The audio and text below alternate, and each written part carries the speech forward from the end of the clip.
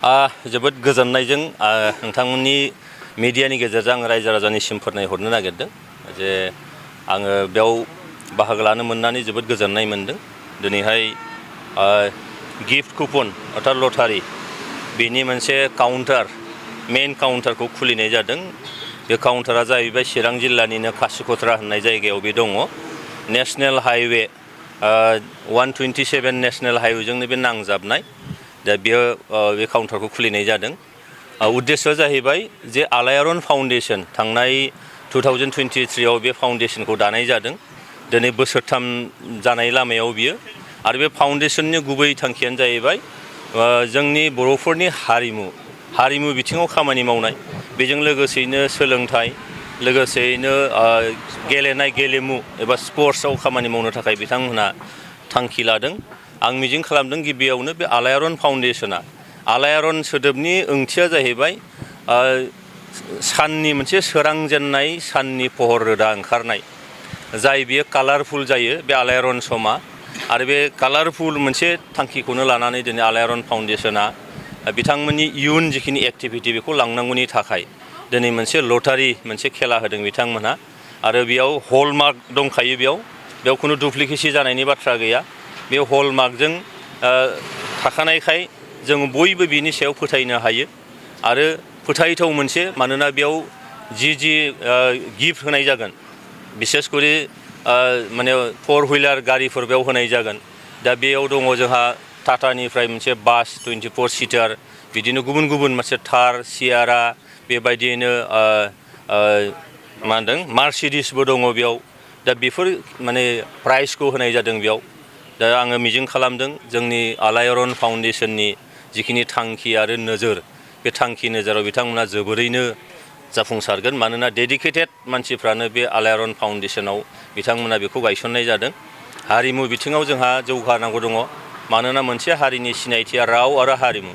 बे मोननै बुस्थुआव जुदि जोङो जेब्लानो जौगायो, हारिया सिनायथि मोनो, हारिया गोजोर जायो, हारिखौ जोङो बयबो गोजौ फारसे लांनो हायो।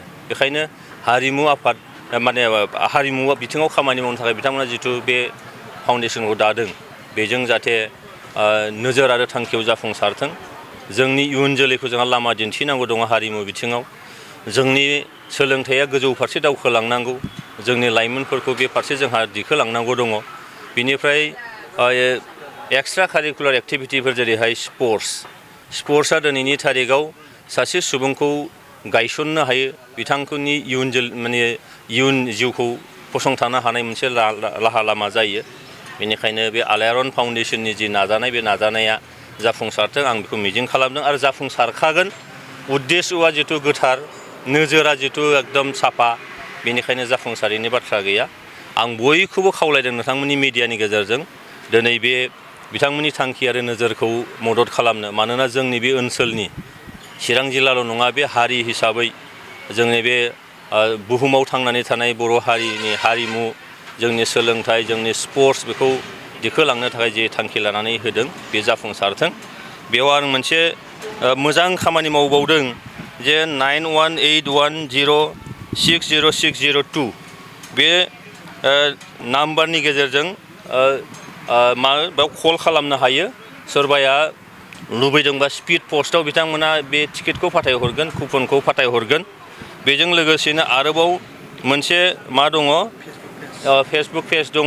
अनलाइन नोङो सोरबाया टिकेट लानो लुबैदोंबा बे अनलाइनावबो बिथांमोना खालामनो हायो। डाइरेक्ट अनलाइननिफ्रायनो बिथांमोना डाउनलड खालामनानै लानो हायो। बे मोनसे सुबिदाखौ होदों। कासिकत्रायाव फैथारनांगौ बिदि नङा, नोङो नोंनि जायगायाव थानानै नोंनि दानि मबाइल बा लेपटपनि गेजेरजोंनो बेखौ डाउनलड खालामनानैबो लानो हागोन। दा बे सुबिदाखौ खालामनानै होदों। बेखायनो खुनु बेयाव डुप्लिकेसि जानायनि बाथ्रा गैया, बयबो फोथायनो हायो। आरो फोथायनाया जाहैबाय नों जिथु हारिमुखौ मोजां मोनो, नों स्पर्ट्सखौ मोजां मोनो, सोलोंथाइ जौगानायखौ मोजां मोनो, दा बे बेलायावनो जों आलायारन फाउन्डेसनखौ मदद आरो हेफाजाब होनांगौ। नोंथांनि फेरलेबसे मददआनो बेसेबांबा गिदिर थांखि आरो नोजोरखौ जाफुंहोनायाव मदद खालामगोन। बे बिथिंखौनो आङो नोंथांमोननि मिडियानि गेजेरजों खावलायबाय। गोजोन्थों। जोंनि आलायारन फाउन्डेसना थांनाय 2023 मायथाइयाव गायसनजादों। बै गायसनजेननायनिफ्रायनो जोंहा मोनसे थांखि दंखायोमोन जे जों समाजनि मोजां खामानि मावगोन होननानै। दा खामानि मावनो होननाय लोगो लोगो जोङो दा गिबि खेबाव जोङो कालसारनि खामानिखौ लाग्रोबाय बिनि उनावहाय जा थांखि दङ स्पर्ट्सनि खामानि जों मावगोन बिनि उनावहाय जा थांखि दङ इडुकेसन सेक्टराव जों खामानि मावगोन दा बिभिन्न प्रकारनि जाय बिथिङाव जोंनि गरिब गुन्द्राफ्रा इक'नमिकेलि जाय बिथांमोना दुरबल बैबायदि बिथांमोना जाय गोसो सायराब जाना थायो जेनेबा से फर एग्जाम्पल माबा मोनसे एन्ट्रेन्स होनोब्ला बायदि रोखोमनि फिस लायो गोबां फिस होनांगौ जायो कचिं सेन्टार लानायफ्राव दा बैफोरबायदि जों आसा खालामनानै जों आलायारन फाउन्डेसन दानाय जादों आरो बै थांखिखौ लानानै जों दिनै जों नैबे लाकि गिफ्ट कुपनखौ जोङो फान्ड मेनेजमेन्ट बा फान्ड खालामनो थाखाय फान्ड एकुमुलेसन खालामनो थाखाय जों बेखौ लानाय जादों आरो बेल' नङा प्रग्रामा दा जोंनि जिहेथु सोलिगासिनो दङ जा स्टेप अफ बड'लेण्ड मुंनि मोनसे जोङो कालसारेल प्रग्राम जों बानायदों रियेलिटि श' बे जायै जोंनि 25 मार्च 25 मार्चआवहाय बे फाइनाल जानो थांगासिनो दङ बिनि उनावहाय जा फैबावगोन स्पर्ट्सनि फैगोन बिनि उनावहाय जा इडुकेसननि फैगोन बेबायदि बायदि रोखोमनि जोंना जिथु ससियेल वार्क जाय माने सुबुं मानसि गरिब थाखोनि बिथांमोना जाय एफर्ड खालामनो हाया बायदि रोखोमनि फेसिलिटि लानो थाखाय बैबायदिनो जों हानायमानि जों आलायारन फाउन्डेसननिफ्राय जों हेफाजाब होनो थाखाय जों थांखि लादों बेखिनिखौ लानानै जों दिनै दिनैनि बे बेखेवनाय हाबाफारि लटारिनि बेखेवनाय हाबाफारिखौ जों दिनै जागायजेनबाय। द्र सिस्टेमा माबायदि जागोन आरो बे खेलाया माब्ला जागोन? द्र सिस्टेमा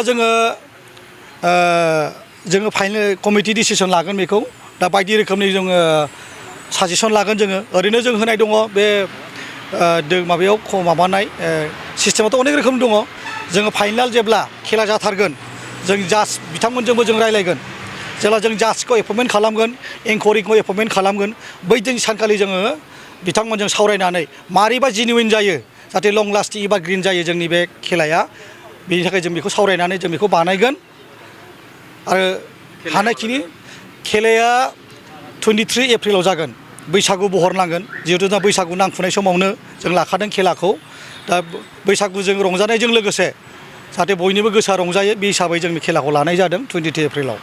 बे खेलाखौ लानो थाखाय रायजो राजाफोरखौ मा खावलायगोन?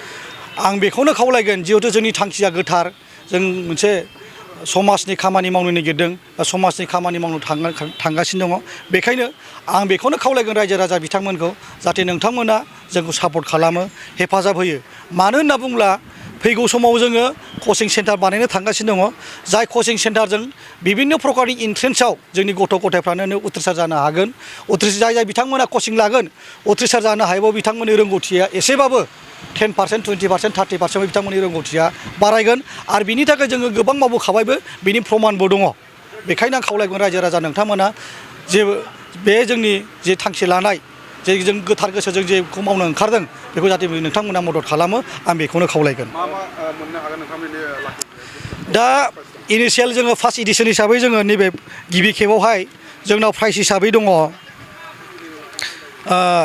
नाम्बार 1 प्राइजआव जों हिसाबै लादों मार्सिडिज बेन्स बिनि उनाव दङ टाटा सेरा दङ महिन्द्र थार रक्स दङ किया सनेट दङ किया साइरस दङ टाटा पान्च दङ टाटा टियाग' दङ टाटा बास गंनै दङ सुइफ्ट एलेक्साइ दङ वागनार दङ एल्ट' एलेक्साइ गंथाम दङ बेबायदि जोंना प्राइज दङ आरो बे जाबाय नोङो जाय लटारि बायग्राफोरनि आरो जाय बिथांमोना डिलार जागोन बिथांमोननि डिलारफोरनि थाखायबो जोंहा प्राइज दङ जेरैहाय नोङो महिन्द्र 3X दङ 1 लाख दङ 80,000 दङ 40,000 दङ 25,000 दङ एल्ट' दङ बेबायदिनो बिथांमोननोबो जाहाथे जे बिथांमोना डिलार जानानै लटारि फानगोन बिथांमोननोबो जों बेखौ प्राइज होनाय जागोन आरो जे गोबां गोजान गोजान जायगानि बिथांमोनाबो लटारि लानो मोजां मोनग्राथाय दा बिथांमोननो हरनो थाखाय माबाफोर बेबस्था दं?